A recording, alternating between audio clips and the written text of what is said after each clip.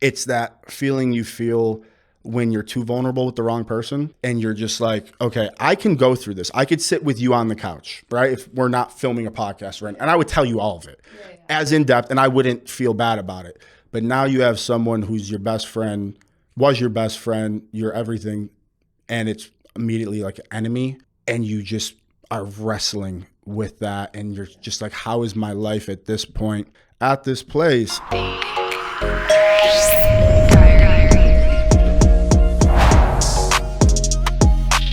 Dry Diaries with your author, Alex Dry.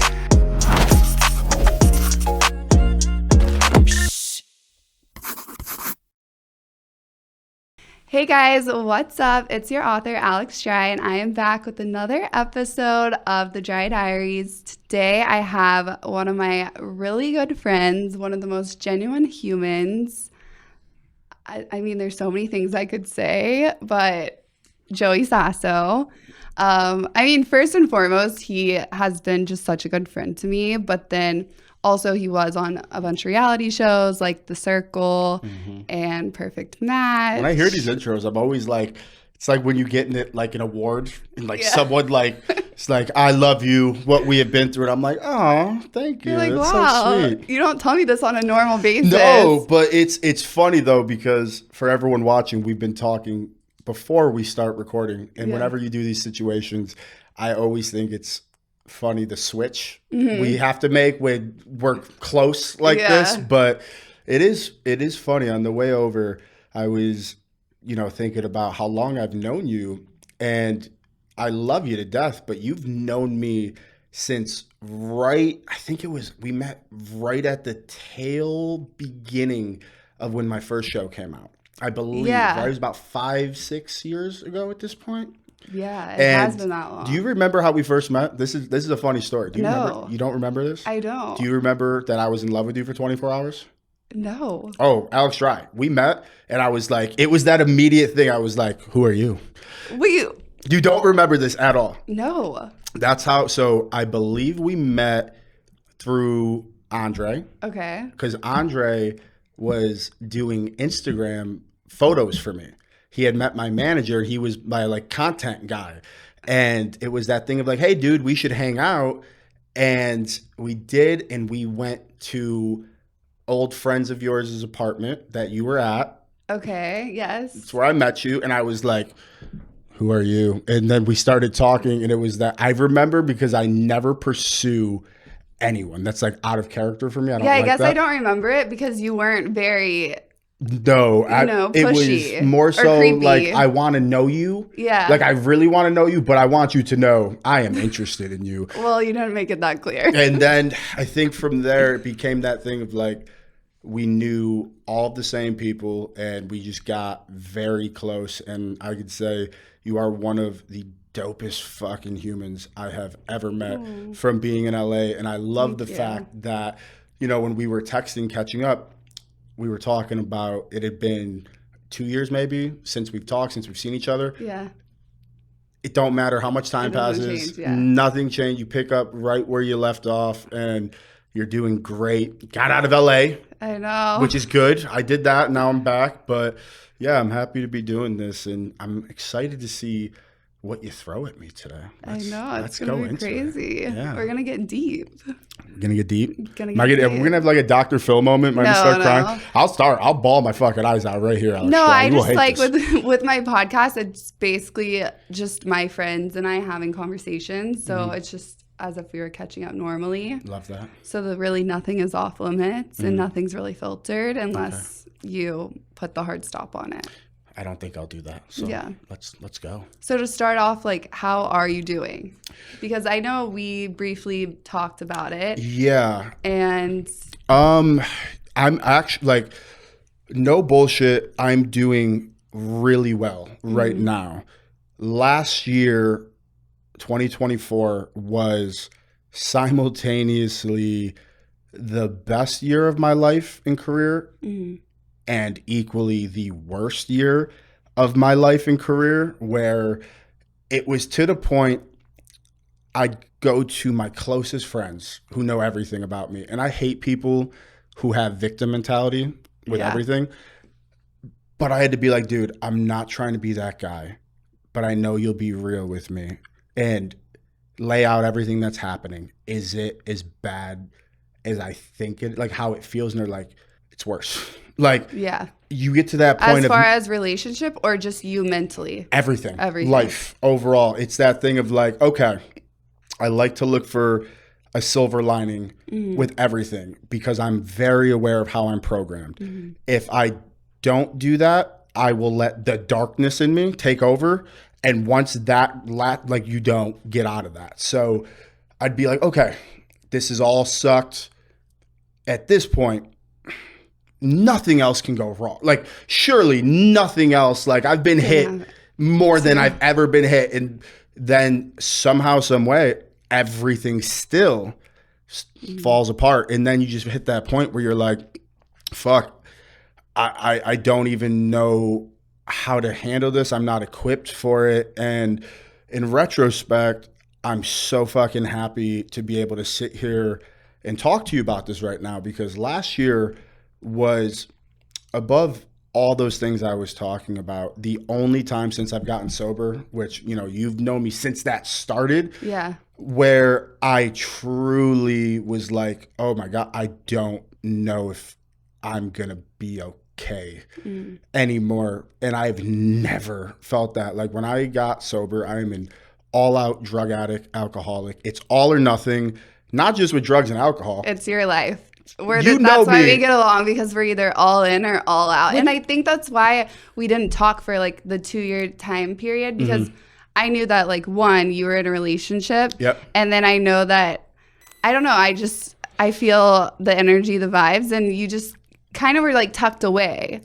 And so at certain points, like, I did want to reach out, but also I love to respect people's relationships, and I don't want to overstep sometimes. I get that. You know what I mean? I mean, I tell all my friends that, where sometimes friends get upset when someone gets in a relationship and they're like, oh, they dipped out and they're different now, where my thing is like, no. I mean, if you feel like that, that means that relationship you had with them was never what you thought it was.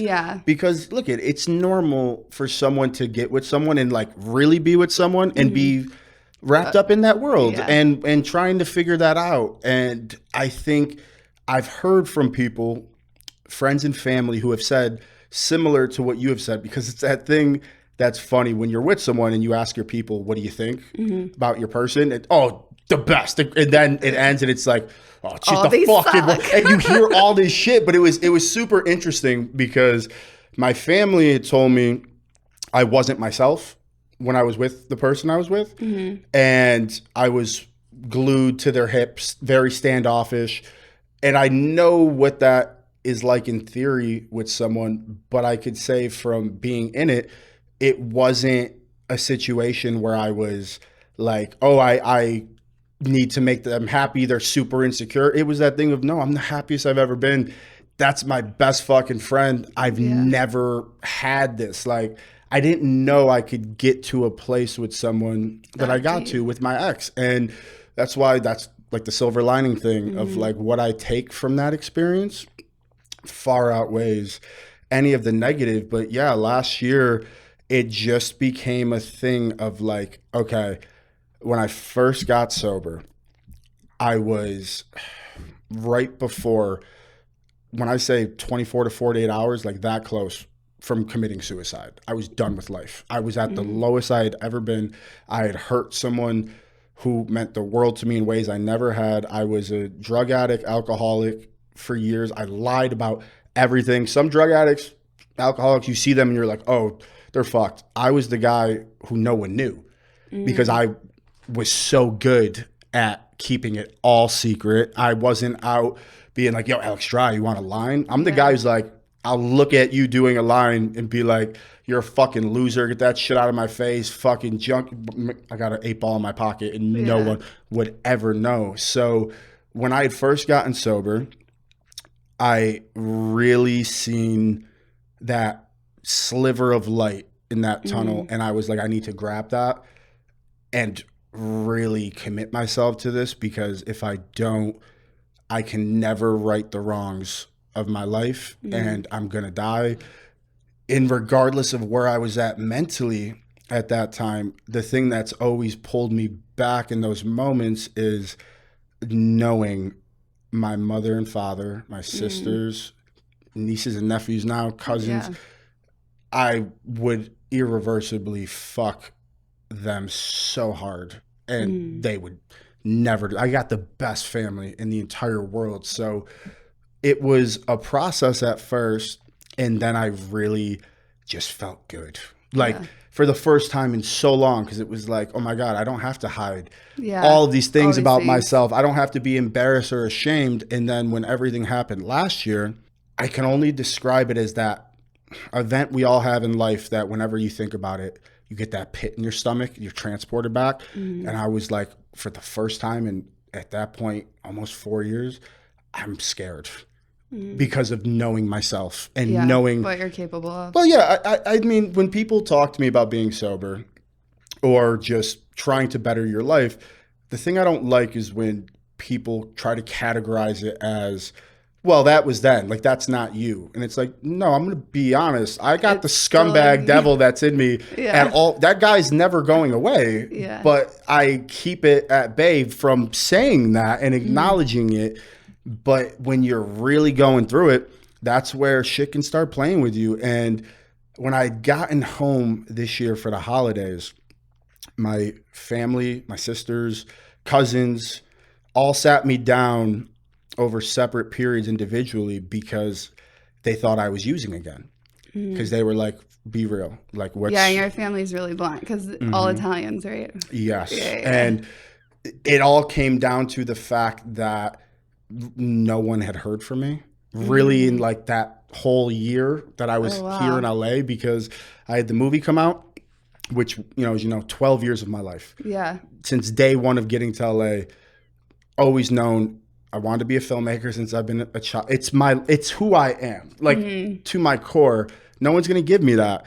And it's been a 12-year process at that point. I've had to defy every odd to do something that I should have never been able to pull off. And now getting ready for release, of course, everything falls apart, all the contracts, all the deals, and I have to carry the load while simultaneously in my personal life completely falling apart. And I like to always be a person who's very punctual. I get back to my people. Still to this day, right now, if you open my phone, I think I'm at 850 unread texts, because it's like it's overload. I can't keep up. So when I was going through it, you get to that point of like, okay, I can't do that, but I'm knowingly falling into hermit self-isolation mode for protection. Yeah. And I had to look at all my family and be like, I swear to you, I will piss in a cup right now. Yeah. If I was using, I'm not lying about it at this point in my life. I am mentally fucked right now from everything that's happened. I'm aware of that, and I'm trying to get back to where I was. But as of recent, it's really interesting when you go through a period like that. Because for me, going home, being with my family is such a reset. Yeah. And you come back here and you feel like you now have distance to look at things differently. I've never gone through a period of time like that where, yeah, it was hard, but I'm still trying to see the lasting effects that have kind of changed me in a way that I need to figure out. And that's sort of where I'm at right now. What do you think were all the aspects of it? Obviously, there's a relationship. So for everyone that doesn't know, you were engaged. Yes. And then you guys broke it off. Yes. And then you had a movie. You've been working on that for forever. Ever since I met you, I knew that you wanted to be a producer. Yeah, 12 years. Yeah, forever. So the movie was coming out, and then what other aspects do you feel like? I mean, the movie alone, this is another thing that I just feel like in general for myself and the close ones around me is like whenever you've been working on something so hard and it's really your purpose, the devil's always going to try to come in and cause chaos around you because he doesn't want you to get to that level. He's trying to stop you from your blessing because he knows the effect that it's going to have on people. Yeah, for sure. And I'm such a believer in that because I've seen it happen time and time again. Yeah, and that's why I was just on the way over talking to a buddy of mine about, craft.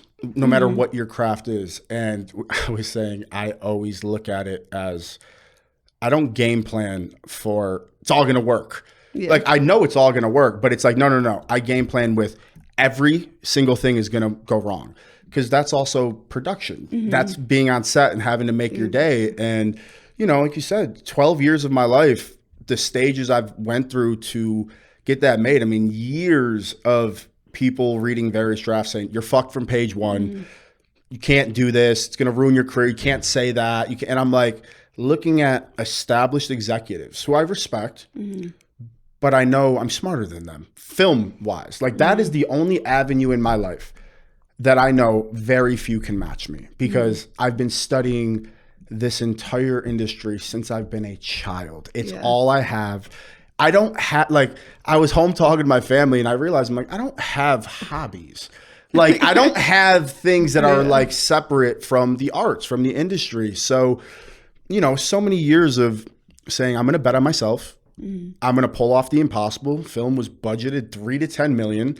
Should have never have been able to make it. Josh and I, my partner, who I wrote it with, who directed it, made it for $13,000 cash. Oh my gosh. That's the only reason I went on The Circle. Was I got back to LA from production at that point. My longest relationship at that point had ended, and it's that cliche of I walk in the apartment, she's gone, everything's gone. And that's when I was actively using, and no one really, I mean, Did she knew? Yeah, I think she knew when we were still together, but I don't think to the extent, and I was a liar. I was just a fucking liar. Like, how dare you say I would do that or this or that, because I would never wanted. Gaslighting. Yep. Oh, 100%. Yeah. Like, I look back at me being younger, and I don't excuse anything. I just look at it as, it's really unfortunate that for someone who has always been very mature, which I have been, I was so ill-equipped when it came to a relationship. But, you know, my ex and I, we moved out here at 18 years old. And we were like, babies. we're doing it. Yeah. Like, as we had to grow up real quick. I'm simultaneously trying to be a husband while getting my career off the ground, when I don't know a single person in the industry. You have to have a survival job. Like, it was a lot. It's a lot. And that's why my last relationship with my ex-fiance was the only time in my life still that I'm like, I did that right. Like, I absolutely made mistakes, so many mistakes, but from the start, I was 100% open about where I'm at, what I want, what I don't want, didn't rush anything. And she's the only person I've ever been with that allowed me to see that you can absolutely share 1,000% of yourself. Yeah, you have to. Nothing held back. I've never had that before. Yeah. Ever. It's that thing of like, no. We're the most gift of gab people. Yeah. So when you're like that and others aren't, they think they know everything about you. But we know they don't know shit. Yeah. Because we keep more inside. Yeah. So I really learned so much about myself and was so happy. But at the same point, I look back and see the things, I'm always picking myself apart. What could I have done better? And when you're at that point now of like, I come back to LA, my ex at that point's gone. I work at the oldest gay bar in LA. My boy Raph comes in one night and he's like, I'm casting this thing. I want you to come in. You're perfect. And I'm at this point severely depressed, drug addict, probably hungover. How you got casted for The Circle? Yeah. And I remember it was salsa night and I'm cutting limes before everyone comes. I remember it vividly. And I just looked up at him and I'm like, I don't do reality. And he's like, you're perfect and you don't ever want to burn a bridge. So you're like, yeah, I'll go to the fucking audition. How many auditions do I go on? Nothing's going to happen with this. Years of studying how to walk into a room and be an actor with material. Don't be professional. Don't say hi to Alex Stry. Don't have a personality. To just sit in the chair and be like, Joey, talk about this. Like, that's it. Yeah. Like, everything with that process was the easiest I've ever dealt with. And it was that thing of like, I don't want this, but now they want me. Why is it that thing the thing you don't want? You. Yeah. And look, I was an idiot, changed my life, made me really open my horizons to getting out of my own way. So that's sort of set off what the last 5 or 6 years have been, and I'm so blessed for that. But taking it back to where everything was last year, all of that's going on. I'm literally bankrupt. Like I don't have enough money to get a fucking cheeseburger. I've put in everything into my career, into my film. The company we signed with for distribution, that of course can look at the emails of why you signed with them because of everything they even put in the contract that they are going to do. I could sue them, but I don't have the you money have to have the money to sue them. Of course. Yeah. And with everything happening, it's that feeling you feel when you're too vulnerable with the wrong person and you're just like, okay, I can go through this. I could sit with you on the couch, right? If we're not filming a podcast, right? And I would tell you all of it as in depth, and I wouldn't feel bad about it. But now you have someone who's your best friend, was your best friend, your everything, and it's immediately like an enemy. And you just are wrestling with that. And you're just like, how is my life at this point, at this place? And it really does, because I suffer from PTSD from even before that, right? Years of therapy, of trying to learn about that, how to overcome that. And now you have a different form of PTSD being triggered in you from something that hurts you so deeply. And I didn't know that at the time. I just felt so I was so numb. Like I was so numb to where you're like, I don't even realize that I'm here with you right now until someone snaps me out of it. But I always do have to try to find good in it. And it's like, yeah, dude, it was that bad, but I'm still fucking here. And I know what I went through, and I know I'll be okay. It's just like, damn, that thing of you never think shit's going to go the way that it goes sometimes. You know? And it's so crazy because, I mean, people see you on social media or see you on the show, and obviously they see this person that's very charismatic, outgoing, you know, all those things. And then it just goes to show that what you see is not like everyone's dealing with some shit. Yeah. You know? It's very weird with the world we live in, especially when it comes to social, because while I said the circle's the best thing that's ever happened to me, which it was, if I could say any negative, it's that after that, people, from my perspective, put me in such a box of being such a great guy, and it's like, I love that because makes me feel. You could definitely have the other opposite end of most guys being like fuck boys and all that stuff. But when I know myself, I know my life, I know it's that thing of someone who structures their PR of their brand to be so likable, so perfect, to where we all look at it and we're like, is he a fucking secret serial killer or some shit? Like imposter syndrome. Yeah, it's just like, okay, at a certain point, you're setting yourself up for failure because everyone's looking to see the cracks. My thing is, I don't hide. I'll fucking tell you all the crap. Like, no. Don't say I'm all of these, because I go through so much shit, but I think that's normal. Yeah, it is. And I think that because of people knowing me as always happy, smiling, which is all real. That's never a thing. They only look at it as that one note where I'm like, no, dog, we're people. We have a lot more. And I remember my ex-girlfriend had said, essentially, you say all of this positive shit. Okay, if you're going to fucking be on, then be fucking real about what you're going through. And I was like, yeah, I guess you're right. Yeah. And I did that, thinking it's structured as like, oh no, this is what I went through last year, but I'm good. But then everyone reached out like, oh my God, are you okay? And I'm like, I must not have conveyed it correctly. Aren't you a Sagittarius? I am. Yeah, me too. I'm now a believer in zodiac signs, by the way. Really? I never was. I thought it was bullshit. What changed your... When I went through everything last year with my ex-fiance, with life, I always thought, and there's a part of me still thinks it, I hate when I meet a girl. My biggest pet peeve.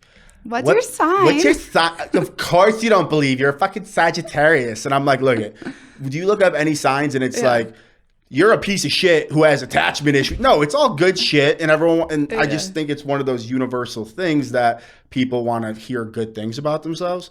Then last year, when I'm going through everything, you're going through that rabbit hole, 5 o'clock in the morning of searching for answers with yourself. And I stumble into the astrology shit, and I really start researching for the first time, which I try not to get into new things because of my obsessive compulsive disorder of like, I will obsess. That's me and conspiracy theories. What's your favorite conspiracy theory? Oh my Alex gosh, Dry? I have so many. I have many as well. What's behind the ice wall in Antarctica, Alex Dry? I think it's a new dimension. Did you hear the one about the guy flew the plane over the ice wall and saw the creatures that I forget what they're called? Yeah, I can go on about conspiracy theories all day. Again, YouTube shorts, 3 or 4 o'clock in the morning, all night. But yeah, the astrology shit is fucking real. Like it's insane. When I'm going through all of that and I'm researching all of my shit on different apps, sites, and it's so real. It's so Sagittarius men don't have the best rap though. So which that's probably why is people why are a little... though, because I've heard that, but I don't research my sign as much as I try to learn the others. That's how. No, I research more my sign Do you? than others. I think so, but I do know like Sagittarius men are like known as cheaters. Okay. But they are very driven and usually very successful in anything that they do, and that's really all I know. I could say when I was younger, to answer that directly, I was absolutely a cheater. When I was in my long relationship, and it's the only time in my life I've cheated on someone, again, lied about it, because my idol, besides the people career-wise to look up to, is my father, right? So when I moved here, I was with my ex, I just wanted to be my dad. And I wanted to have that relationship my parents had. That's so cool to have that amazing relationship to look up to. But at a certain point, you realize, okay, I'm literally playing a part. And all of those things are who I am, but I'm not filtering them out as who I am, right? Yeah. So that's the place I go back to of like, oh, I'll never get to that place again. And I'm happy I haven't.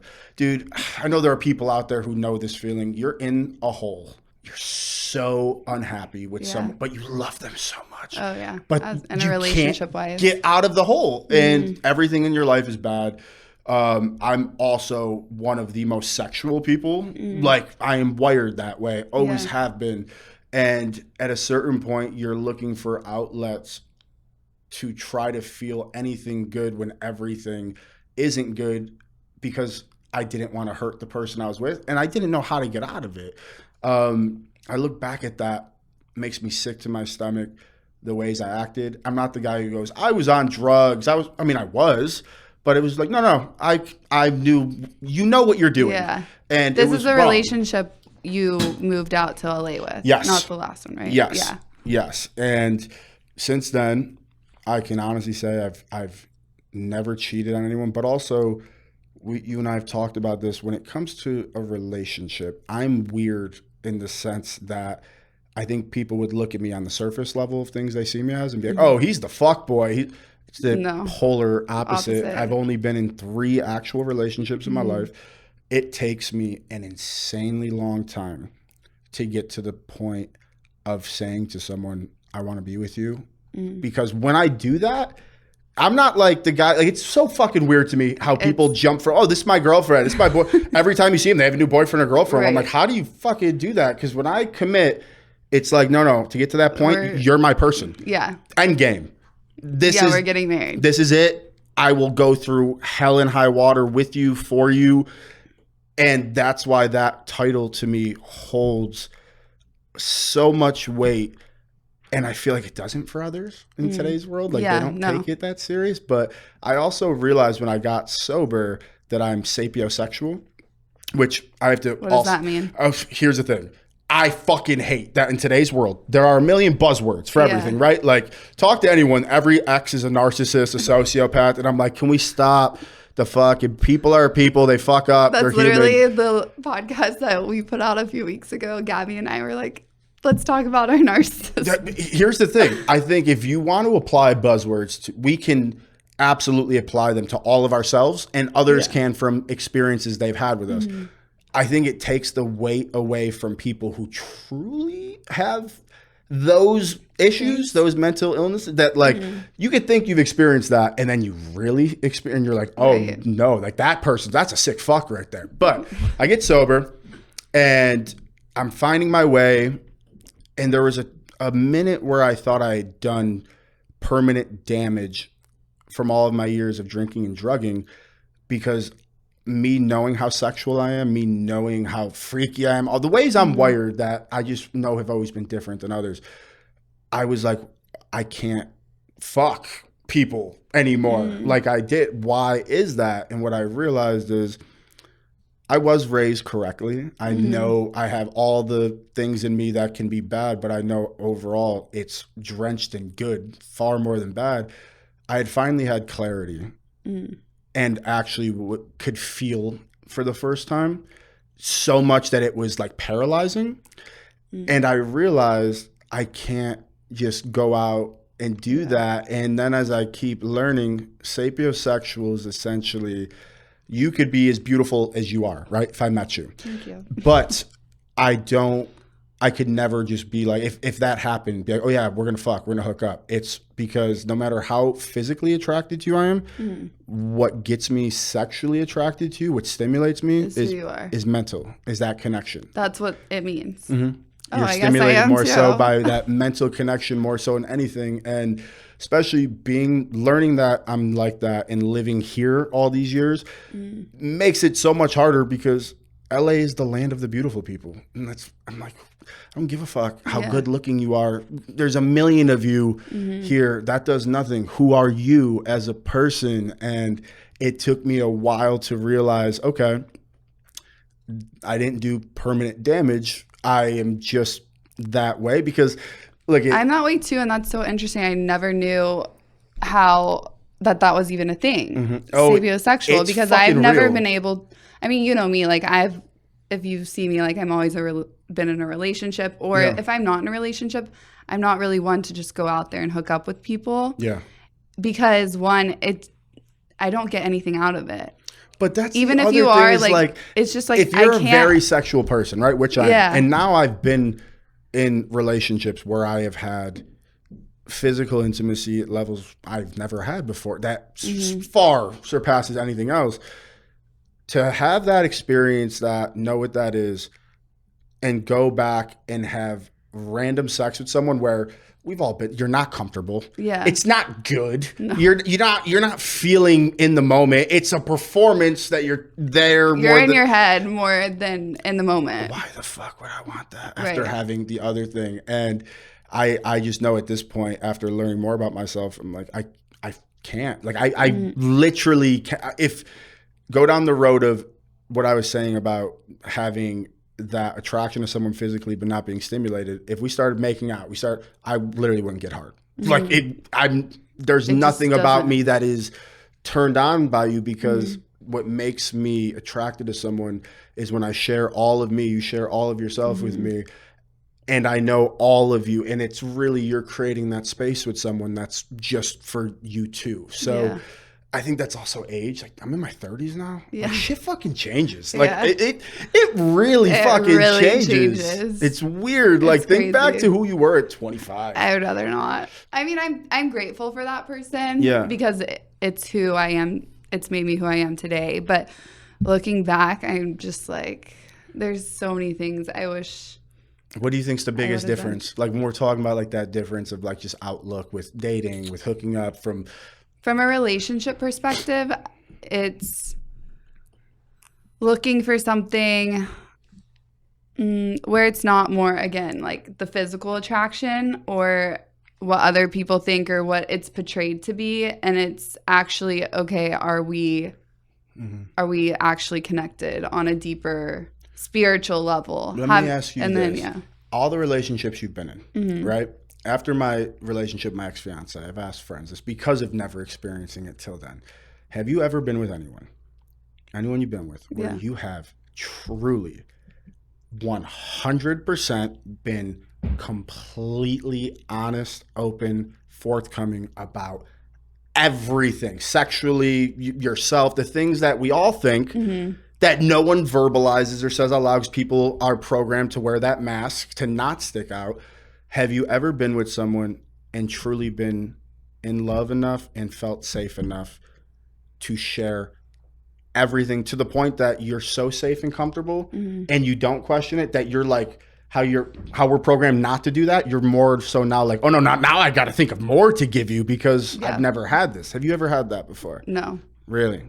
No. Whenever I was in those relationships, I would have told you yes. Mm-hmm. But now looking back, definitely no. And it stems from, I don't know if it's more so childhood, but obviously my parents, they got divorced young, great parents. But at the same time, I'm also very hard on myself, like performance-based wise. I used to, not so anymore. I always thought I had to put on a persona. I had to be like this type of girl. I needed to say the right thing. And no matter what, like people always would be like, oh, Alex is bitchy, this, that, and the other. And I kind of put Yeah, but I love that about you from the moment I met you. Because I remember you saying that to me. And here's the thing. People are stupid. They don't know how to read a room. You're a strong woman. And the thing I love about that is you don't play the LA bullshit like people do of smiling to someone's face. Like if someone is not for you, you're not allowing them in your energy and space. And you make it known. And I respect that because again, I'd rather have the person who's going to tell me, Joey, you're being a fucking asshole than the person who goes, no, you're fine. It's them. It's not you. And then knife you in the back when you turn around. So don't ever look at that as a negative with you because more people should have that. Yeah. And I think I've learned over time to not look at that as a negative, but also some things don't need to always be said. Like I don't always need to give my opinions about things when it's not really needed or I'm not asked. Do you mean in a general sense or if you're with someone? In a general sense, more so. Okay, I agree. But when it goes back to relationships, I would have told you yes at the time. I think we had a couple of conversations with some of my past relationships and you were always honest with me. Yeah. And even then, when I was talking to different friends and they were telling me different things, it was almost like I was lying to myself. We've all been there. In some senses. And definitely my last relationship, I knew it was going to fall apart at some point or another. And I think I was trying everything to keep it together. And so I never wanted to like do anything wrong or say anything wrong. And so that obviously walking on eggshells. Yeah, walking on eggshells. And so, and I guess previous relationships, because I brought that into that relationship and didn't really heal from it. But now I can look back and admit to that and say, whatever relationship I'm in next, that's something that I'm trying to heal is just being my 100% self and not I want that trying for you so bad. Yeah. Like, again. I think it's feminine energy too, because I feel like I've always also had to be a very strong, independent, blunt, assertive. Well, how we talk about being people who have that gift of gab and not being afraid to talk to people, how people think they know everything about you and us knowing the shit. Oh, we got them fooled. They don't. If only they knew. When you talk about being 100% with someone, I want it for you so bad because I know you haven't experienced it like I hadn't previously. So you have an idea of what that is. Yeah. But to have someone sit there with you, it's that thing of like if I'm asking you, if we're together and I'm like, honey, what do you want to try you haven't tried? Everyone who hasn't had that before, in a sense, throw something out there that's a tester, right? You're like, how are they gonna react to this? And if someone reacts negatively, it's like, no, not going down that road again. Yeah. To have someone be able to look you in your eyes in an intimate setting and truly make you feel seen, comfortable, safe, understood, to say the craziest shit that's in your head about anything. I want that for you so bad. You deserve that. Because you are strong, driven, and you've been with people who've been great people. I don't take the approach when people's relationships end, even with my own, that someone's a monster, how everyone does today. I don't shit on my exes. I more so look at, okay, like they're gone. I need to look at myself because I'm stuck with me. That's how I am too. And I need to be better with anything I wasn't good with. I think that for you, you're so strong-willed and strong-minded. For a lot of men, I think that's intimidating. I think you need to find the guy who knows how to handle that and isn't threatened by it, because there's no fucking reason to be threatened by it. I've seen you enter a room. People are fucking threatened by it, 100%. Really? Yes. I mean, maybe so, but I think it just comes down to even more so now. well, not, I'm still learning and growing, but since you've met me, like looking back when I was 25 to now, the way that I know myself and who I am, and even like the frequency, the energy that I'm on, now meeting other people, I can feel that out and I can be like, okay, this is a friendship that is at this level because I know that we're not aligned, and that doesn't make them a bad person. That doesn't make me a bad person, but we're just not aligned on that level. Well, that's growth of living through life. Shitty friendships and learning the hard way. Yeah, like I think that makes sense. I mean, the one thing for me I'm still at a crossroads with that I don't have an answer to when I reflect on my relationships and I want to be better in the future is because I was raised to be I'm so loyal. Everyone in my families. That's why I won't commit unless it's like, no, end game. I will fucking hide a body with you in the desert and literally have your back on everything. Like it really is at that level.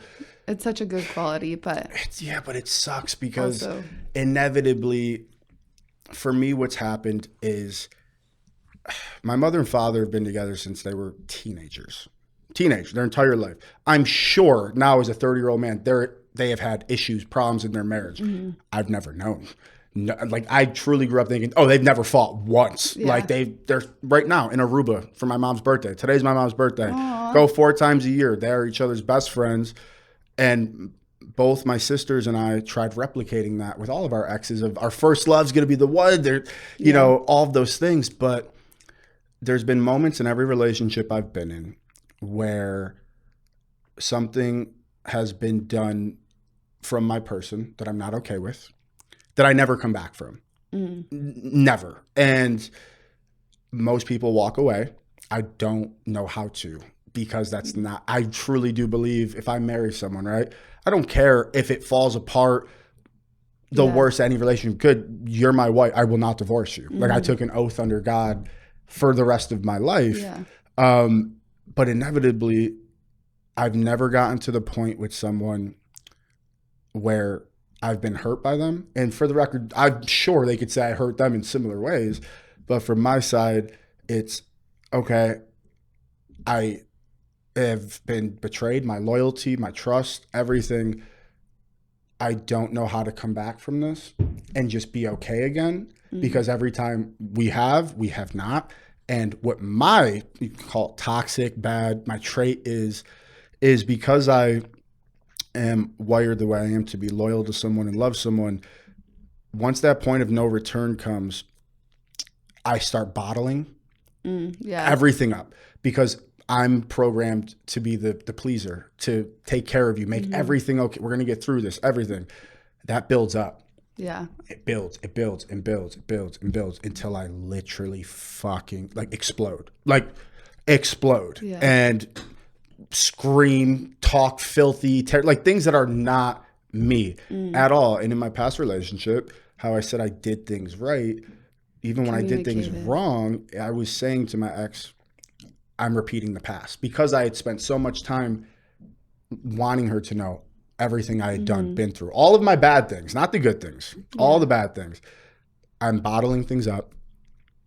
We haven't gotten past things that have happened. I don't know how, and never made it back. So me having the outlook I do with marriage, with loyalty, with everything, I would really love to get to a place with someone where that happens, because inevitably you commit to something, you really commit, shit's going to happen. It's a long life. Yeah, people fuck up. We're all human. But I would love to be in that position where if something like that happens, I am with someone who has the same outlook that I do, and I actually learn that you can make it through those things, right? Because I know people who are married and love someone in the marriage cheated, mistakes, and they actually make it back somehow. I've never been able to do that. And I really would love to have that in the future, because I just know the other thing for myself I need to do when you're talking about knowing what a friendship is, where it is and where it ends. I don't know how to walk away from people that I love. My dad was telling me when I was home, he was like, you're too honest. You can't, you're too honest, you're too loyal. Sometimes you got to know when to walk away. Are these people helping you or hurting you? I think it can go both ways. But let's say in not the worst case, in the best case, say they're helping you. You know if someone's not for you for whatever reason. Yeah. That you have to gut, trust your intuition. That it never fucking lies. And every time you go against it, because you see everyone's good, best qualities, in the end, there will come a moment where you are alone at 3 o'clock in the morning and you're going, it's not that I'm just hurt. It's deeper of I allowed myself to look stupid when I knew the whole fucking time of anything with someone. But yeah, I think right now, because I don't know how to walk away, because I need to learn how to do that, it has been that thing of like, I'm not dating. I'm not looking for that. I don't like, it's the 30s thing. I don't know if it's everything from last year that I went through or just where I'm at. A mixture of both. Dude, life experience, age. I don't want to have sex with anyone. I literally am like, I want to be alone. I feel like I'm celibate at this point. Yeah. I don't think I've had sex in like a year. But isn't that a great feeling? I don't really, it's not something I'm thinking of because also I'm just so focused on, the people that are close to me, keeping those friendships solid even before. I'm sure you can relate too. You think that you need a whole group of people around you all the time. Yeah. Really, no. I reflected and was like, if I have 5 good friends, it doesn't matter if I talk to them every day, 2 years ago, whatever. If I have like 5 solid friends, I'm good. And I really need to nurture those relationships instead of trying to put all my eggs in so many baskets and trying to fulfill so many people. And that would almost fill the void of focusing on myself. But while I agree with what we were saying before about people when they get in relationships, yeah, that's all good and dandy. But don't let any of those friends ever make you feel like shit for focusing on yourself or being distant. Because to me, I hate that shit. I'm like, dude, when people are like, oh, you hate me. Oh, you never. I'm like, I just always assume people are busy. People are living. I'm not like, I texted Alex Dry. It's been 3 days. She hasn't texted me back. Wow. Clearly I'm not what I thought I was. Like, no, you're doing things. People take things so personally. And I don't know, man. I think there is something for me, at least at this point in my life, where I'm like, don't get me wrong, I would love to have that intimacy, but I'm still recovering from everything last year. I'm taking my time. And when you talk about that growth, when my first relationship ended with my ex that I moved out here with, and I was using, oh my God, I was out every night. I was fucking coping. Everything that moved, living in a state of blackout, now allowed to let my worst tendencies come to light because I didn't have to hide it from someone I'm living with. And with my family, I just don't have to call them. Right. And now when this relationship ended, I actually did something I never do. I got into another relationship very quickly, and it wasn't to heal the wound of what I was going through. I am aware how long it takes me to get there with someone. This was a scenario where I had never experienced something with this person like this. And I said to myself, it's like, God is putting this person here. And to me, it's like, I can be so stubborn and set in my ways with how I am that I could fuck up something that's, again, like the circle thing. Yeah. Something That's different great. you don't expect, that's not your wiring and can be great. Allow it to happen. And I did. And it didn't end well. It's okay. I could say the person I was with, truly, it's not lip service, the most amazing human being I've ever met, with the biggest fucking heart, saved my fucking life last year with everything I was going through. And I will never say a bad word about her, but that was a brand new thing that I'd never done. And I was like, you know what? I'm going to trust God that this is right here like this and go with it. But after all that, man, it's like, I don't like the people when they get single, they need someone. I don't need someone. I never have. I don't want that. I want to be left alone. I want to focus on my career. I want to grind and really sit back and let whatever is meant to be and let it come. Because like, don't you love, because you're a very smart woman, right? You know a lot. You read people very well. I love when you are like that and you do know so much of how things are going to go and you can call so many things. But when life hits you, it's something you truly never saw coming and you're like, never would have called that in a million years. That's the shit I'm waiting for. I have alarms set for every 5 minutes on every hour of the day. Why? Because I have to be, I'm a night owl. So if I crash. So I need to set 100 alarms if I have to be somewhere on time to make sure I'm up and make it. So you sleep during the day and you stay up all night? Most of the time, yeah. I fluctuate. I try to switch it, but like I'm a vampire. I'm nocturnal. I always have been. When everyone goes to sleep, that's when I'm the most alive and I want to work and do all of my things, you know? When do you sleep? Like from Well, 10 this to morning 2? I went to sleep at like 8 or 9 a.m., I think. Oh my gosh, that would stress me out. But I was up working, so like if I'm writing, it's obsession of living on that page and trying to perfect it through all the versions. So inevitably hours will just come and go. But in general, I try to be in bed like 2 or 3 a.m. But I've just always been a night owl. Ever since I was a kid, my parents, it's that thing where you're like, I don't know if that's a good thing or bad thing. I've been so consistently myself my whole life and it's never changed, you know? Did you know the hours of 2 to 4, I believe, or 2 to 5 is a certain hour where basically it's when all like the monks and like if you're Buddhist, they'll pray, meditate. I didn't know and that. it's the most holy hour. What makes hours or something. Do you know the reasoning behind it? Why they? I mean, I agree with it because I think feel. It's like the oppial hour, but it's basically whenever the. It just feels like that spiritual thing you hear that you understand as soon as you hear it. Yeah, because I used to wake up at 2 a.m. every morning and like 2 or 3. And I always thought that it was, you know, if you hear certain things, they're like, oh, that's the witching hour. Like that's evil. And so I used to always think that. And then I started like getting into more like meditation and all of that. And they're like, no, it's actually the opposite. Really? It's just when the like vortex or like whatever is more open. And so you actually connect with other I mean, it makes sense. Frequencies nothing makes me stuff. happier than when my phone goes off at 2 or 3 a.m. and I'm talking with someone like intensely back and forth because I'm the most alive and my brain is going. But, you know, you even said meditation. I do have it written down. What is it? Okay, so it's the ambrosial hour.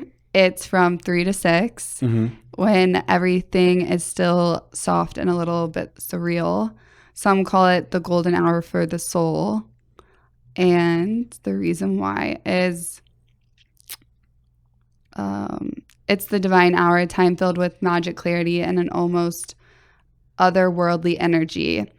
In traditions, it's the nectar time. They believe the veil between the physical and the spiritual is the thinnest. Your body is rested, your ego is quiet, and your intention gets louder. That's why so many artists, monks, and deep thinkers choose this time to pray, create, or connect. Facts. No notes. This makes sense. Makes complete sense. So, yeah. Is that not crazy? It makes complete sense. Yeah. I mean, that's one of the cool things about moving here is being the way I was wired my whole life, knowing I was very different than everyone who I had known and meeting people throughout the years who are the same fucking way. I'm like, okay, I'm not as crazy as I thought. Like people are wired this way when it comes to the arts, when it comes to creativity, and being able to share that with someone was really fucking dope. But here's what I want to ask you. I know we got a few minutes left. What shit do you want to ask me? Like, what's the shit you really want to know that you don't know? So I know you got to maybe get to some things. I want to answer some shit that you throw me on the spot with. I do have one question, which it's more so just a conspiracy type situation. Okay. So with all of the film industry in Hollywood, and you've been in the industry a long time, have you been exposed to anything of the dark realm? No. Or the things that's coming out? I because maybe I have a sense of humor that's very dark comedy. I immediately think of I was watching, if you know the comedian Jamie Kennedy with the actor Michael Biehn, love them, and they were talking about the sex parties and the people, and they were like, in our prime, did you get an invite? He was like, no. So he's like, I was fucking handsome. What the fuck? So it's always that thing of like, I guess I'm not fucking good looking enough to be at the secret cult places. Right. But no. Well, with the reality show and stuff, I feel like, you know, that does open you up to being subjected to that, especially like as a young person, maybe. But I also don't know. do think maybe just because of the side I'm in, I try to make a point to let people know how much I don't take myself seriously with things. Like with my career, I take myself so serious, but so many people that are in the space I'm in of the unscripted, I'm like, get the fuck over yourself. Like, dude, people like you for literally you. You're not God's gift to earth. You haven't perfected a skill set or a craft of talent that takes years and like fucking relax. But yeah, all of my years here, what I could say is pretty similar to what I would say I bet you could agree with. Hear all of the things about many people, and then you talk to like friends and family back home, and you're like, dude, and they're like, you're out of your mind. That's not. They're not doing that. And then things come out years later, and they're like, okay, you call. Like I remember all of my friends back home, all my boys thought I was gay because I worked at the gay bar. And then I'd go home and I'd tell them things that we all know. And they'd be like, bro, you think everyone's fucking gay? Insert huge star here is not gay. And now years later, it's all but confirmed, if not gay, bi or very open to have fun. But I'm fascinated by this industry as a whole, especially when it comes to the things that happen that no one will ever know, and how the mechanics work. Like my mentor, Dan Ireland, who passed away, the greatest human to ever walk the face of this earth. I love that man so much. I remember he was telling me about one of his friends who ran Paramount. And she didn't just do that. She was also in charge of finding the dates for some massive stars who are gay to be able to have sex and not have it come out, and also putting them in those public relationships. And you hear things like that, and most people, again, they watch Ellen, let's say back in the day, and they just believe everything. They're I'm like, do you not know, like me and you sitting here talking, if this is a national talk show, none of it would be this organic. It's all all scripted, of course. And then I could go on about the Ellen thing. So do you know Twitch? No. Like the platform? Twitch, he was a DJ on Ellen's show for a long time. The dancer. Suicide? Yes, the one who committed suicide. Yeah. I'm not downplaying, maybe he did, but there's been like a lot of things that have come out because the way that the things unfolded is, I mean, me being in the dance industry for so long, I like knew people that were associated with him, and they were posting on their platforms because his wife came out and said, oh, I found drugs and like different things that he may have been doing, or like a journal. Don't quote me on those exact things, but something of the sort. And they were like, honestly, we've known Twitch for years. He would never do any of that. Like that is not him. And what's the conspiracy? The conspiracy is that Twitch was because Ellen was retiring her show. Yes. And he left the show a little bit before. And he made his debut that he was leaving, whatever. The conspiracy is that he was going to expose certain things that she was involved in, or maybe people around like Diddy or whoever was involved in. And so they basically killed him. I mean, I know nothing about the case, so I can't confirm or deny anything that you're saying because I need to research. But what I can tell you for the people watching at home, it is not a joke. It is not bullshit. Like people here today, like, oh, everyone does satanic shit, or the term Illuminati has been the most overused, misunderstood term mainstream wise in the last 10 years. It is an absolute fact. It's not speculation that a great deal of people in this town, in this business, perform ritualistic, fucked up, dark things for whatever reason they're doing it. And it's not a hearsay thing to be a conspiracy theorist. Shit happens. Yeah. There are a lot of people who I know who have been to some of it, many very exclusive, that's crazy, hidden party things, which as the fan of loving all the gossip of what happens, would love to be a fly on the wall. But like, I'm raised Catholic. That's what I was going to say. Certain people, I feel like they do have a protection over them. So that's why maybe it's never crossed their path in some sort. Well, I really what believe in do you that. think in terms of beyond the people just doing it? Let's say you perform some voodoo shit, some ritual shit. Do you believe in the power of whatever spell, whatever they're doing to actually work? That's a really interesting question because yes and no.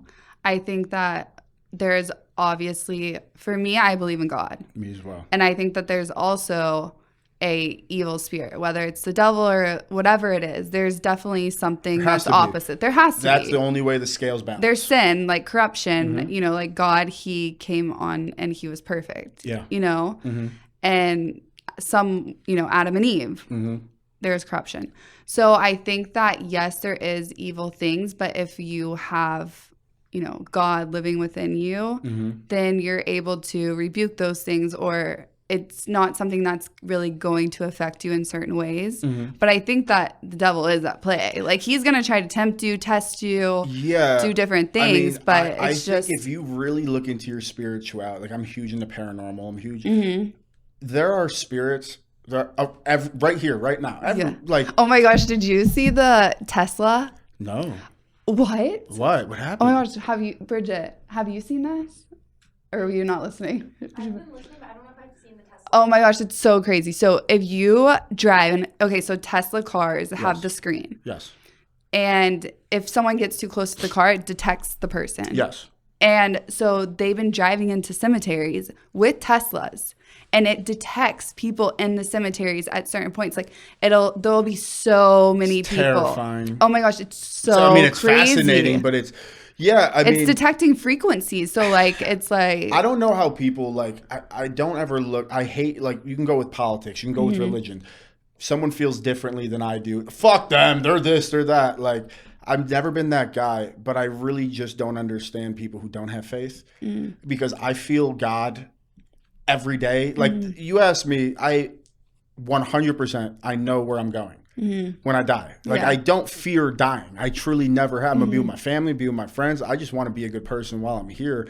I just can't imagine waking up every day, opening your eyes, looking at the world around you, and not being able to see God, feel faith of why we're here and where we're gonna go. And to take it back to the dark shit, I absolutely believe that you can conjure shit by opening yourself to it. Like, I believe a lot of people, let's say like ghost, spirit shit, will never experience anything because they're not open to it. If you're not open to it, you're not gonna allow something in. And if you're calling in malevolent darkness that absolutely exists, I always feel like if you're casting, let's say, some dark ritualistic shit with these groups of people to do something, I believe it absolutely can and will happen, just not in the time frame you probably want and the way you want, over time. Like, do you think that it can be like, say they're doing it, right? And they're casting this over you. Yeah.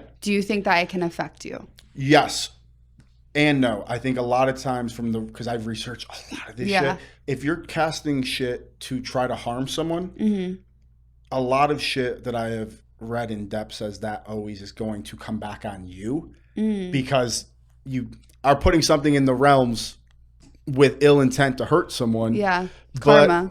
Yeah, I think that it's hard. I really absolutely believe there is a mass amount of people who run everything in the world. Yeah.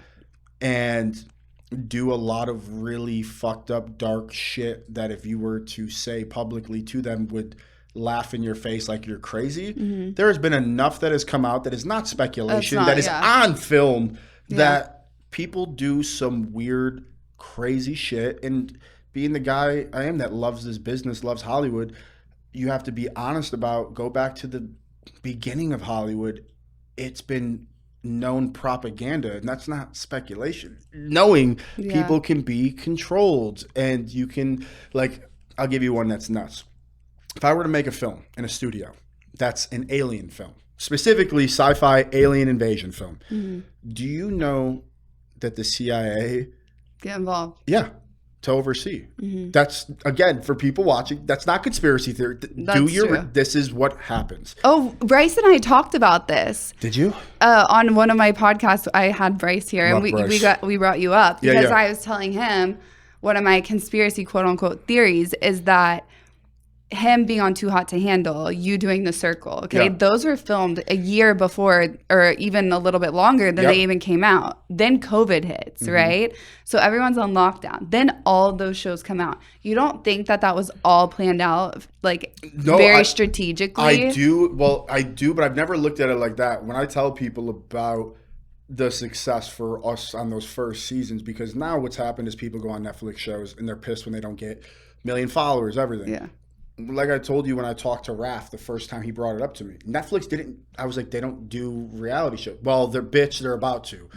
We had The Circle January 1st, Love is Blind February 14th, Too Hot to Handle. Like they structured that so fucking perfectly that it boom, boom, boom, and it hit for all of us. Now they're known for it. It doesn't hit the same way. What I can say with the COVID shit is, again, it's hot water because it's like the political thing. You can't have nuanced thoughts because you're on one side or the other, and you're either good or bad depending on whoever you're talking to.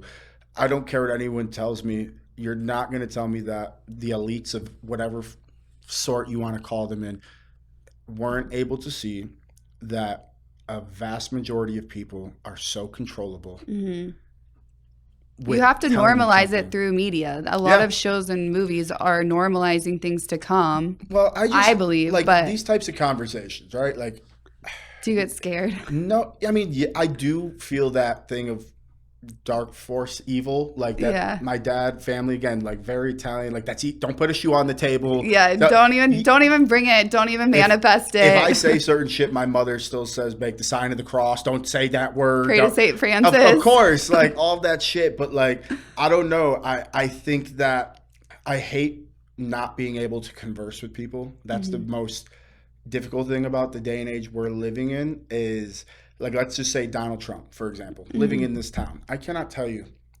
how many fucking people I know who are so close to me, who know they can say anything to me, and I would never repeat it. I'm going to the grave with everyone's secrets, by the way. I'm that guy for everyone who will sit there at a circle of people, shit on President Trump first term now, and then when they're alone with you, they're like, no, I love him. Don't say that. Look, that sucks. Why can't you feel that way? I don't care I do not give a fuck if you are Democrat, Republican, that. If you think opposite of me, that's fucking dope. You know why? Because I can learn and I can see from your perspective. There's no part of me that's going, you fucking piece of shit. You're awful. You think like, who wants to be surrounded by people who just think and feel like they do? To me, I'm like, that's boring. You don't get any growth. I mean, but the day and age we live in, you can't do that. And people, it's sort of like the social thing. Someone can sit there, comment on your shit, and be a keyboard warrior and fight with you, say terrible things, would never say that to your face. Yeah. You live a different life persona through that keyboard versus this. And I find that really fascinating in good and bad ways. Yeah, and I think it's such a catch-22 too, because even like with the Hollywood stuff, as much evil and bad that there's also a lot of good. Like one person I look up to that I love in the industry is Jelly Roll. Yeah. I think that, oh my gosh, his story, the way he helps people, how he's so bold in his like faith and like what he thinks and his beliefs is amazing to me. Yeah, but even that, right? Say you don't like his music, anything. This type of person, perfect example. No one's looking at him and not knowing he's a pure soul. You see it with people, right? Like you just know that they're as pure as they come and just a genuine good human. And that's why in today's world of canceled and headlines and being sued, it makes me so upset how people so quickly get pitchforks for others, where I'm like, first of all, being in this space of being in the public eye of any sort is extremely difficult for anyone. And also, take those same people. Let me talk to your fucking ex-boyfriend, friends, whoever. and learn the shit about you Yeah. of you at your fucking worst that you would never want people to know. We're all human, dude. Yeah, exactly. Like I hate that mob mentality thing. I think it's really unfortunate, and I hope that shit changes. And I think that he does such a great job at that because he's like, look, I've been in jail, I've been an addict, I've done why I this, was I've done strong that, too, and I didn't even become really known until my late 30s. Yeah. You know, which is so crazy because that's a whole other topic, but When Eminem's record came out last year, you know, I'm a diehard, I am Stan. I'm that guy. It was even deeper because of everything I was going through in my life. And it all happened. Of course, I'm like, oh God, the universe. I know it's not coincidence. The day I found out the movie was coming out in July from our distributors was the day we had known a record's coming, that it was called The Death of Slim Shady, which I called my partner Josh, and I was freaking out because it's immediately like, again, this film, 12 years of our, and there's a conspiracy theory I have, which I won't go into here because it's in depth, of I am connected to this man in a way that's fucking weird, where when you look at what his previous 5 or 6 records have been, every single one of them has come at a point in my life where one chapter ends, another begins, and inevitably, everyone, my family, friends know, like, idolize this man, but there will be something on, like a soul tie or something. it's like there is just shit that's in all of in those records that I can verbalize and convey of how it exactly tied to where my life is at that moment, exactly for a chapter ending and beginning, and then with the record coming with the movie, and then it's being titled that, like, it just mirrored all of this shit. And it ties back to Jelly Roll, because when a new M record comes out, I'm a psycho. I'm like, do not talk to me. Leave me. Like, I need to go Decipher it. and let this soak in. And God, I can't even bring it up without starting to tear up. That Somebody Save Me, which is the Jelly Roll song, and he's on the hook. Whole record, I'm like, of course, taking in so much, and I'm loving it. And that song comes, and it is that song of, I am right there in my life, in that moment, in that place. I know everything he is saying. And I remember the girl I was telling you I was dating at the time. I have a picture, my last post, when I told you I posted, where everyone's like, oh, you're all fucked. And I was like, no, I'm trying to say I'm not in that anymore. It was from that night when the record released, and I was bawling. And by the way, I cry in everything. I cry in dog commercials. I'm that fucking guy. I love that. Everything makes me cry. I think that guys should be a little bit more vulnerable. Yeah, I don't with understand the emotions. whole macho. I'm the exact fucking opposite, to the point. Like, my friend who's here, Bridget Ryan, was I or was I not showing you clips from Hardball the other night, bawling my fucking eyes out about G Baby. Like, Oh my gosh, that's a classic. it is, yeah. But those pictures, I remember, I gave her my phone and I was like, please just take pictures of me right now. She's like, why? I'm like, because I feel this moment so fucking deeply, and I don't want to ever forget this. And I'm so happy I did that, because again, it's one of those things where something connects to your soul on such a deep level that you can't even convey to someone for where you are at. And that's what got me into Jelly Roll and learning his story and whatnot. But yeah, he's a phenomenal artist. Yeah, that's cool. I love him. And Eminem. It's the GOAT. Well, again, like conspiracies, but I heard that. He's not a clone. No, obviously not. I was going to say, No, not that one. I don't really know. The whole clone thing, I'm like iffy about, to be honest. But that he is so deeply like uninvolved with everything that went on here as like the P. Diddy parties and all of that, that he was almost against it, him and 50 Cent. 100%. And that's why he, lives where he does. He has like people protecting him. There's like a whole thing around it. And true. so I mean, it's simple though. I mean, look at, on a smaller scale, me and you have been at how many parties together? Do we or do we all not as friends sit there and gossip about everyone who's there, who's in their cliques that they're in, and everyone knows or talks and speculates about the things we hear that people do and are into. And we we gravitate towards each other, our group. Yeah. But even you saying that, it just is so crazy to me thinking that, because now looking back, the going out scene, even going to parties, going to clubs, it's literally people standing around judging each other. It's no one's having genuine fun. I don't enjoy it. I'm a homebody, again, since I got sober. Yeah. I genuinely enjoy being home when I'm out at those events. It's not because I'm sober and and I'm worried I'll like if I'm in a place where I know I could use like last year, you're not seeing me anywhere because if I'm in a space where I can, I probably will. But in general, I just don't enjoy I don't enjoy it. Yeah. I don't like that thing of like guys, older guys, third whatever, dating younger girls. Never been into that. Like I just see like be the most beautiful girl in the world. I'm like, you're 20s. You're in 20. I'm not there.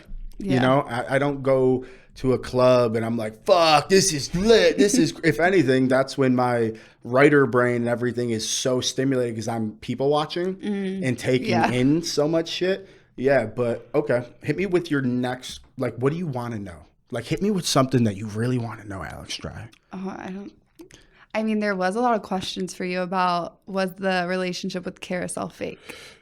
So with the relationship with Carousel, people will always ask.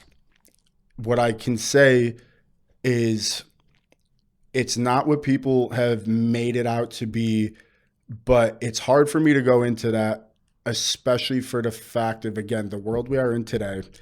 Everyone will immediately throw someone under the bus and say things. I am that dude where it's a weird space to be in because you're signing up to go into opening your life up, being on camera for the world to see, but I'm equally as private. So it's like, okay, when I'm in that space, have at it. You have access to everything with me and I won't, I'm the guy who will be stupidly open like I should not be. When that's over, it's over. And with her, what I can say is everything that happened with that situation, because there was good and very bad. She's one of the only people I've ever been with who had the same outlook as me, which is I'll tell you to go fuck yourself to your face, but I'll never let anyone say that about you. And we both have kept it that way. I love that. And that's why I don't speak on it where I'm like, look, there is also the part of me, I got to be real, where I'm like, I love that people think that. Let them talk. Yeah. Because I'm like, the more y'all are still talking about it years later. And you're going to look for an answer that you're not going to get. Because I don't know. That's that old school thing of like, I have absolutely hurt my career by being sort of a kid trapped in the 70s in a modern day life because I grew up idolizing filmmakers, actors, and I was so enthralled by them and seeked out everything they've done performance-wise because we knew nothing about them. And you respect them. And then the Mind movie, you want to know, how are they this good? But who are they? Yeah. That's gone today because you have to know everything about someone. So my manager since day one has fought with me about, being an influencer. And I'm like, bro, irony of my life is I know nothing about fucking social media, never did, and want to show about social media being an influence. I don't know how to fucking do that, but it's hard because you have to be open.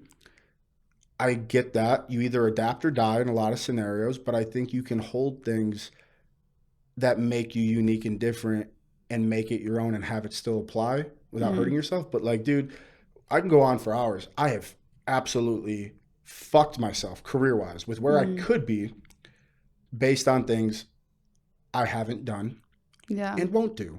There are a lot of people I have dated, I have been with, who a lot of people would know.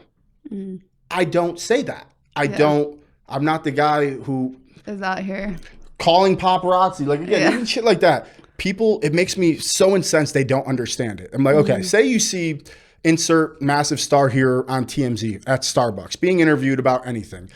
Most people don't even think about it until I start saying to them, okay, how many Starbucks, you're in New York City. Yeah. How many Starbucks exist in New York City? How many Starbucks exist in LA? Oh, let's say 10,000, 20,000. Yeah. What are the fucking odds? They're there. They're there at that time to ask them. You really think they're like, we need to fucking send 100 people out if they're there at this time? No, you call your reps. They call their people. Unless you're like Justin Bieber. Yeah. Which honestly, God bless him right now. Look, that's why I laugh when it makes me cringe so hard. It makes me people have asked me like, so sad you're a celebrity, you're famous. I'm like, Eminem's a celebrity. Leonardo DiCaprio is a celebrity. I'm Joey from Rochester. That's all I have ever been. Yeah, but they would probably say the same thing about themselves if you asked Eminem. You would hope so. But it's like the thing of like a girl who says how hot she is. And I'm like, ugh. Yeah. Ugh, like, please shut up. Yeah. Like, ugh. Yeah, I don't know. Depending on the person, I guess. I just don't know. Like, I have friends who are very well known who play that game expertly. I would never. I understand at a certain point you have to play the game in ways. You just have to. If you're chasing fame, which God's honest truth, I have never wanted. I have never looked for that. I thought I would be a fucking character actor who got to make my own shit and could make a living. Never, like, I just don't get that thing of I want to be famous. I want to make shit that people love and inspire. Like, if I could sit there and talk film with you, that's my fucking lane. To have my name in clickbait articles about leaving so-and-so's apartment or house, or that I'm fucking or dating, like that to me is so uncomfortable. Like, no, I don't want that. But I think that's also why people do love you. Or like that's, on The Circle, people were, you're a fan favorite. So I think that's why. I really am that deep intellectual. Like that's how my brain works. And I love asking people, how do you perceive me? Like, actually, not telling me you're great. Like, because when people get comfortable with you, it's fascinating the shit people will tell you. Like, I've heard so many times, oh, I thought you were a fucking dick. Like, you have resting bitch, but then you meet you and you're like, so lovely. Like, I was telling a friend last night, I have a friend who's in the Netflix world, and she told me recently, after us becoming close over like 2 years, now that we're this close, I can actually be real with you. I thought you were so full of shit for like a long time. And I was like, again, I'm not the guy who's like, I'm like, no, tell me more. I want to know. This is interesting. And she was like, because you're so happy, loving, charismatic, genuine about helping your friends and loving seeing people win, I thought that was part of your act, your brand, until now I've gotten this close with you. And she's like, no. Like, she's like, you're one of the only people I've ever met in this game who genuinely feels happiness when one of your friends wins. Yeah. Which is... And isn't faking it. But I'm like, how do people not? Like, dude. Yeah. I was a fighter my entire life, right? Boxer. Set the foundation for everything I've ever accomplished in my life and everything that's got me back on track. God is my witness. I mean this with everything in me. I am only in competition with myself. I know what I'm capable of. I know what I can do. When one of my friends wins, we all fucking win, dude. Like, I moved here loving this game, not knowing a fucking person in the world 1 month after graduating high school going, here we go. Yeah. When I see my people win, I'm like, yes, bitch. Like, this is what we all live for. We're finishing out. Yeah. Yeah, cool. Okay. So it's one of those things where I don't know why people aren't that way, because in this town especially, people will smile at you and congratulate you, and they don't want anything good for you. And that's like really sickening to me. Yeah. And it's so sad too. But I think also, I mean, as long as I've known you, like, what you see is what you get. Yeah. And also that's the thing of, that's why people love you, but the right people are going to gravitate towards you because they see that genuine. Well, I mean, again, this is sort of like us blowing ourselves, but it's like we're still friends to this day. Yeah. Because of that. Like, my ex-girlfriend had said she knew I was a good human, actually, because of the fact of, she was like, I looked at all of your people, my people that are my real ride or dies, and they're all great people. And I never thought of that. It's like people talk about LA sucking. Yeah, it does. People are awful. All of my people are great. I meet the great ones, and I'm happy for it. So it's like, nah, I'm good. Yeah. That's one thing that people kept telling me is the people that you surround yourself with isn't aligned with what you put out there. Mm-hmm. And so I think that's a lot of, in the last like year, 2 years, a lot of change that I'm just so happy we were able to fucking do this. I know. Like, it's made me so happy. I know. Yeah, I literally have like all these like questions people ask, but we can get into it another time. Yeah, I feel like a lot of our conversations are like high thoughts, but sober. Yeah. Talking about shit, like really deep. But really deep. I was so happy when you asked me to do this, just because I love you to death. You're one of my favorite people, and the fact that you're doing so well, thank you, makes me really happy. You too. We have so much more to catch up on, but I'm glad that everything from last year and everything you went through, you came out of. But also it's like, obviously a growing experience, but it relates to so many people to realize, one, humanizes you. Yeah. Two, to know that they're not alone. Yeah. And whether you're struggling with depression, addiction, Yeah. like you can get through it. Yeah, man. I mean, look, that's why I had to get to that point of fuck the privacy, put it out there, because those people who did that saved my life. Mm-hmm. If anyone going through some shit right now is in that hole mentally and stuck and can hear anything I'm saying and know that's what they're going through, I got through it. So can you. It's really corny and cliche. One day at a time. Yeah, You'll get one there. day at a time. That's it. Yeah. All right, guys. Well, thank you so much for watching this entry of the Dry Diaries. Thank you, Joey, for coming on. Love you, Alex Dry. You're the best. We will see you next week. Bye. Peace. Alex Dry.